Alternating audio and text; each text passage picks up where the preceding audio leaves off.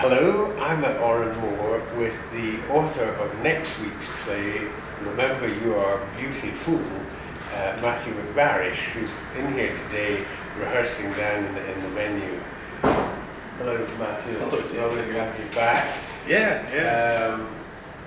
You've appeared here on a number of occasions as an actor, but this is the first time you're here as a writer. Well, kinda. I mean, I've been in 4, but the last one was Sweet Home Bangladesh, which I kind of... Which you had a hand in. Yeah. I mean, but this is your first solo flight. Yeah, I'm off on my own with this one. Tell us a bit about the play.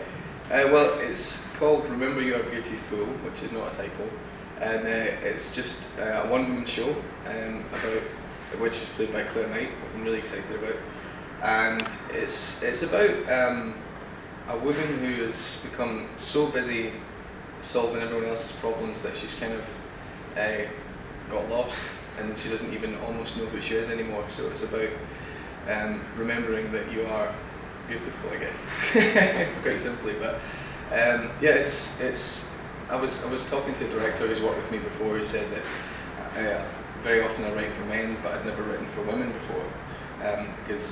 But for me that was just because I had an anxiety that I would get it wrong. So out of fear of that I would be patronising or just inaccurate. So for me it was just to challenge myself to try and write for women. So the character, obviously the main character is a woman, but all the relationships in her life that she talks about are female as well. So. And this theme of sort of losing your own life in other people's lives, what prompted you to go into that territory?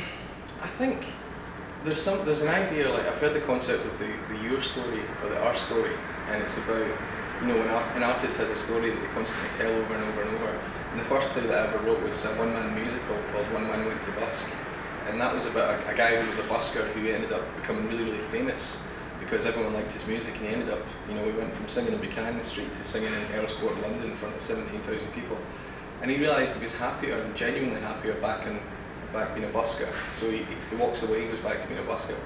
And the story was about basically being brave enough to do exactly what you want to do with your life, even when that's an unpopular choice with everyone around you. And this play is it's kind of like the female version of that. It's a similar story. It's about a woman kind of fixing out everyone else's lives, and she just finally takes a moment to work out what it is she wants.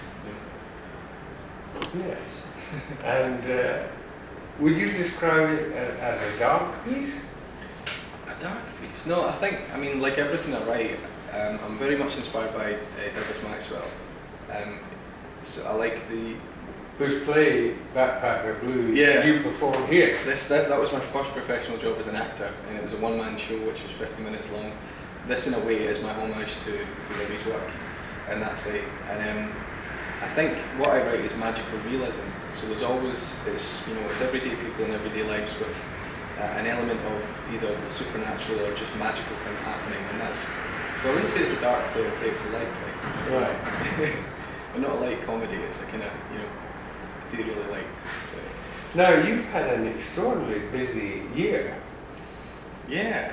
Tell us a bit about that, some of your adventures. Well, it began this year, I went to Broadway with a play that I wrote called To Kill a Kelpie, which began originally as a tiny studio production for Glasgow about 4 years ago.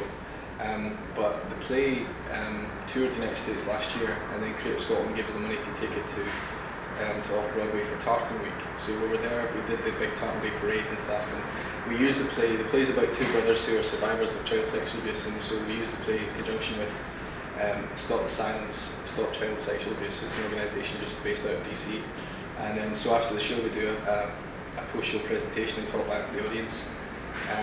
And so that was in April, and then that got invited to San Diego. So I've just got back from San Diego where we performed it again at the IVAC conference, which is an international conference on violence, abuse and trauma. So we had specialists from all over the world come and see the show, and we did the same format, and it was pretty exciting. Yeah, it was. I'm still trying to get around to the fact that I'm actually a playwright and doing all those things because I'm still an actor in my head, so I'm kind of surprised when opportunities happen, obviously. You're a man of the theatre. Yeah. Actor, writer. I diddly dee. And and so it's been exciting this year, there's been a lot of theatre work. And I wrote the music for this one as well, which was nice because I've been too busy to do any writing since Sweet and Balmaha. I wrote some of Tom Murray's album that came out last year, but that was the last time I did wrote the music. So this. And of course, Tom was in Sweet and Balmaha with you. And co-wrote. Yeah. One of the co-wrote. With Donald McCleary, who's our other friend. So it was fun. It was like, that was one of my favourite writing experiences. It was three of us around the table, and we just, the funniest jokes stayed in. So it was just the three of us having a laugh, and then that was, when was that? 3 years ago. Yeah. So what about what's in the pipeline? What's coming up?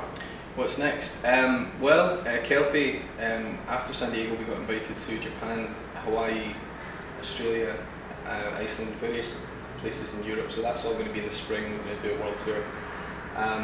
Right after Remember Your Beautiful finishes, I've kind of curated a 10-minute play festival for Glasgow. Right. So on the theme of gay marriage, myself and a writer from New York called Rachel Ambrody have invited plays got ones from Indonesia, Poland, Zimbabwe, and it's on the theme of gay marriage, and it's kind of a cross-section of hopefully the globe. And they're short plays, and we're just presenting them. I've written one, Rachel's written one, and the ones that we've got from all over the place. So that's very next. exciting. Yeah, and then when is that happening? That begins the 17th of October, so the week after. Right. The week after this plays on. And where are they being shown? Glasgow's venue in the Merchant City. Right. And then after that, I go back to the States because we made a movie version of To Kill a Kelpie, which we shot in July. My brother Edward Smith directed it. And so I'm actually going on tour around universities in the United States using the same format. It costs $50,000 to bring the play, but it costs almost nothing to bring a DVD and do the same post-show presentation. So we're performing to I think Indiana University, one's upstate in New York, and George Washington in DC, and various places. So. Well, that sounds like a very exciting year. Yeah, I can't complain, Dave. Well, I would encourage you to come and see Remember You Are Beautiful next week. It's a great piece, and Claire Knight is giving a wonderful performance, and I know that you'll enjoy it. Thank you very much. Cheers, Dave. Thank you.